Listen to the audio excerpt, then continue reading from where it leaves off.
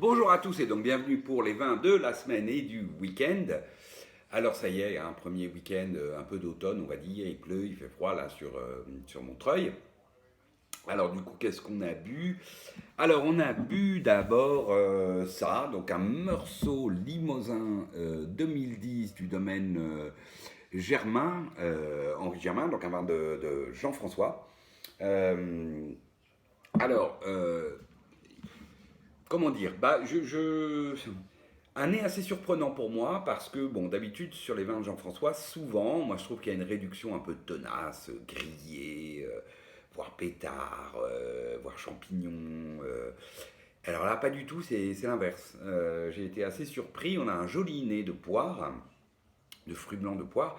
Puis arrivent des notes, on va dire, très légèrement oxydatives, ou en tout cas oxydées comme un peu un chenin évolué. Un peu fruits confits avec une pointe d'épices safranées, mais c'est très léger, donc du coup c'est très joli. Après c'est plus classique, on retrouve le beurre frais, on retrouve le côté tarte citron meringué un peu, sur un fond d'amande, assez classique d'un Meursault. Ensuite on a une très jolie bouche, toujours pareil, hein, 2010, voilà, bouche droite, belle matière ample, il y a de la densité. Moi, Limousin, c'est un terroir que j'aime beaucoup, hein, qui donne des vins à la fois amples en attaque, mais avec des très belles structures bien droites, hein, un peu comme Tesson, mais un peu plus rond, je dirais, que Tesson, en tout cas dans ce que j'en ressens. Et c'est le cas ici. Ensuite, on est sur le fruit blanc, la poire. Toujours ces petites notes un peu safranées. Le côté beurre frais, brioche, le fond d'amande. Belle finale, droite. Alors, tendue, en tout cas avec de la fraîcheur. Pas forcément énormément de profondeur, hein, mais c'est beau, c'est voilà, une belle persistance, sur une belle fraîcheur en finale. Un très joli vin, assez surprenant, voilà, assez surprenant, je veux dire, par rapport à ce que j'attendais, mais très bon, voilà, on s'est régalé. Ensuite, ensuite, on a bu ça, donc on a fait le dernier carpaccio, on va dire un peu de l'été, parce que voilà, on arrive dans l'hiver. Et alors, donc forcément, j'ai ouvert un 2008, et cette fois, c'est un Gevrey-Chambertin aux Ételois, 2008, des frères Rossignol, donc du domaine Rossignol-Trapet. Alors moi, un cru que j'aime beaucoup, les Ételois.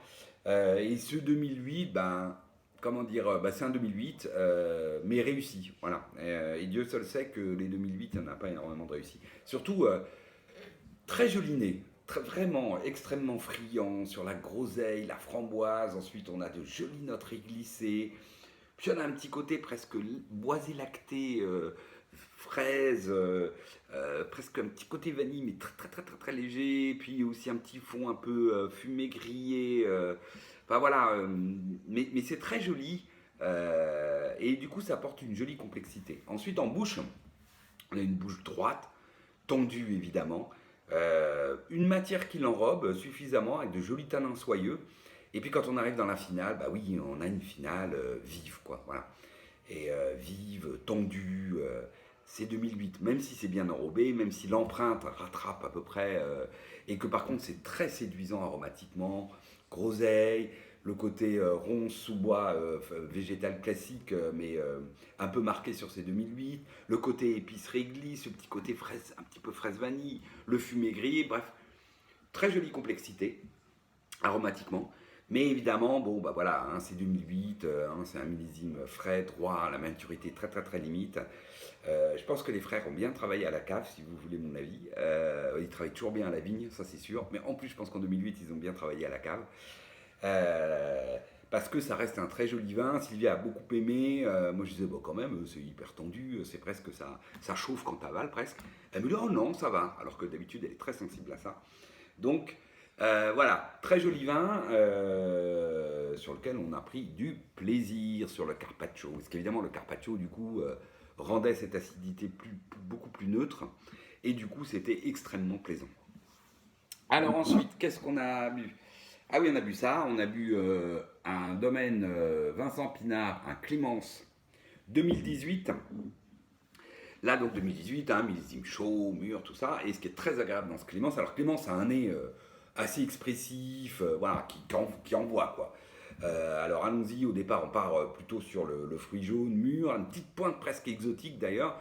Ensuite les belles notes classiques de buis, d'acacia qui apportent de la fraîcheur, hein, ce côté un peu végétal du Sauvignon. Sur un fond de craie, d'amande, joli.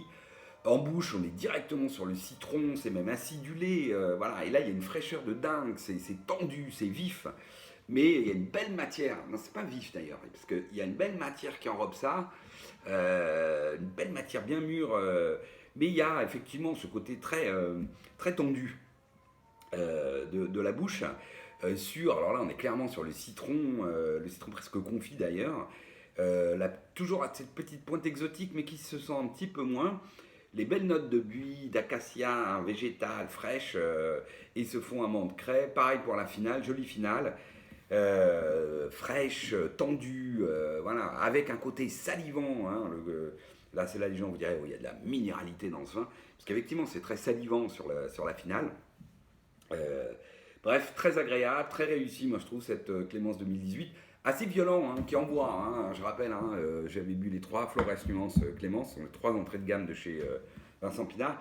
Clémence, pour moi, est celui qui est le plus expressif, avec le plus de contraste. Voilà. Mais ça reste très bon. Et puis pour ce soir, hop, on a fait un grand classique de la maison, Dom Barth Marsanais au Champ Salomon 2017. Donc 2017, millésime que moi je bois tranquillement là, depuis que je l'ai rentré. Un millésime, alors que moi j'appelle tendre, même si en fait il y a de jolies acidités dans ce millésime, mais tendre au sens où voilà, c'est pas un millésime qui a énormément de fond, qui se boit très bien jeune. Et là ça se confirme complètement avec ce Champ Salomon. Donc Champ Salomon, très très beau terroir de Marsanais.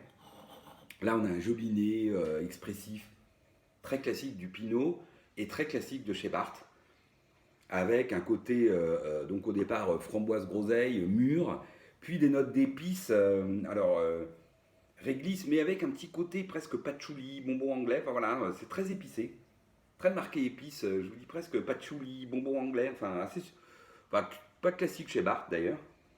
Sur un fond de caroube, ce que j'appelle caroube, hein, c'est le côté léger noyau mocha, noyau comme le noyau de cerise, et avec une toute petite pointe un peu mocha dans le fond.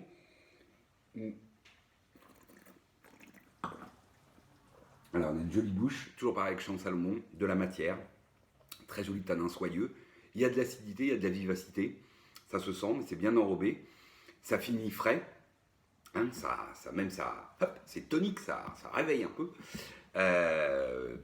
Jolie empreinte, et puis surtout belle persistance, voilà, de framboise, de groseille, enfin surtout de groseille d'ailleurs, plus que de framboise, vraiment groseille.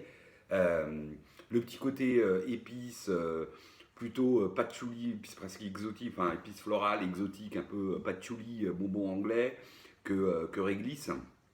Le fond mocha noyau, enfin caroube noyau. Voilà, c'est très joli, c'est très bon, comme toujours chez Barth, c'est surtout très friand. Voilà, c'est une vraie friandise.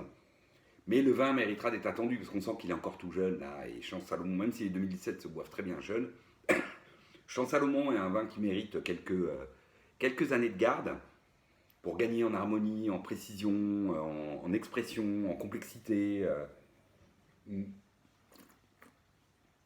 Même si là c'est déjà très gourmand, très bon. Voilà pour la semaine, et donc je vous souhaite à tous une excellente semaine et je vous dis à la prochaine fois. Salut!